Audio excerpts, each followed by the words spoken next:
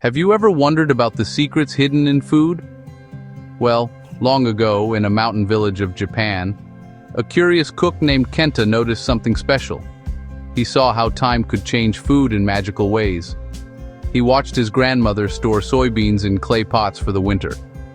Months later, the beans had transformed, from simple beans to a dark paste that made soups deeply satisfying. It was a flavor that hugged you from the inside. Kenta didn't know the science, but he felt the magic. With salt and care, resting food unlocked a hidden depth. It wasn't sweet, sour, salty, or bitter. It was something else, making everything more complete. A legend passed down, whispering a simple truth. The greatest flavors aren't made in a hurry. They're born from patience, observation, and nature's slow work. This is the heart of umami. We don't need ancient secrets, just guidance. Fermentation is the key to unlock umami. So, what is this mysterious flavor we call umami? For a long time we thought there were only 4 tastes: sweet, sour, salty, bitter, but something didn't quite fit. Think slow-cooked chicken soup, a grilled mushroom, and a ripe tomato. That mouth-watering fullness is umami, often described as meaty or brothy. But it's more, a rich, lingering satisfaction. The word umami means pleasant, savory taste. In 1908, Professor Kikunai Ikeda identified it in kombu broth. It wasn't just salty. The taste came from glutamate, an amino acid. When proteins break down, free glutamate appears, and our tongues read it as umami. This is why fermentation matters. Microbes, molds, yeasts, bacteria transform food and unleash umami. That's why miso and soy sauce are umami powerhouses. Miso is one of Japan's most cherished ingredients. A thick, flavorful paste made by fermenting soybeans with salt and a special mold called koji. Koji, Aspergillus oryzae, is the engine of fermentation. Its enzymes tirelessly create flavor. White miso is light and sweet. Red miso is dark and robust. Each has unique depth. Koji enzymes break complex molecules down, releasing free amino acids, especially glutamate.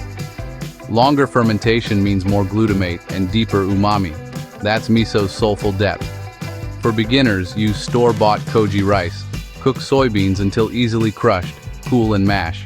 Mix with koji and a good amount of salt. Pack tightly, smooth the top, cover, and store cool and dark. Taste after a month, best at 6 months to a year. Safety first, spotless tools, use glass, ceramic, or food-grade plastic. White fuzzy is usually fine. Green, black, pink, or orange, discard. Good miso smells tangy savory, never rotten. Soy sauce, shoyu, is a cornerstone of Asian cuisine. It's a balance of soybeans, roasted wheat, salt, and water, powered by koji. Traditional brewing takes months in large vats.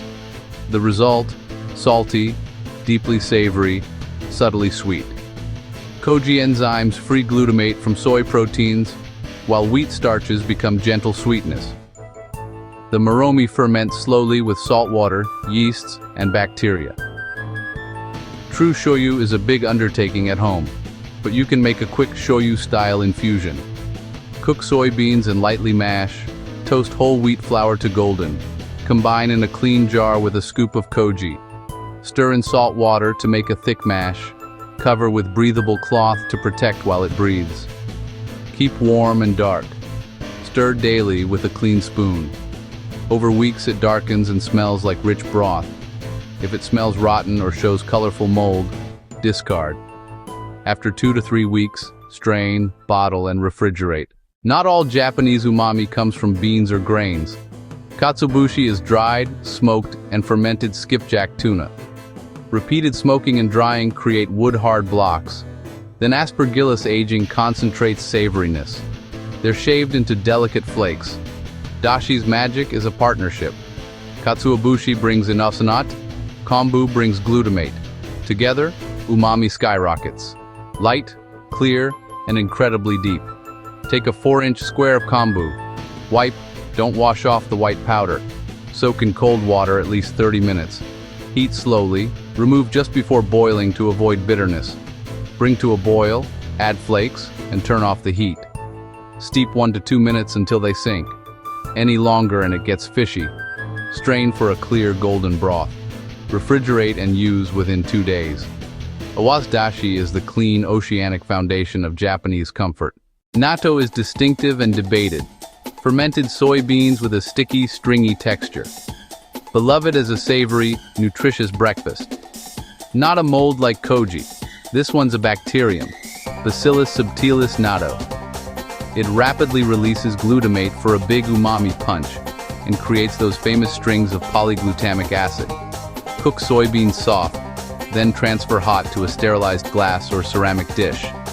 Inoculate with natto starter, or mix in a spoon of store-bought natto. Cover to allow gentle air exchange. Incubate at about 40 degrees Celsius, 104 degrees, for 24 hours.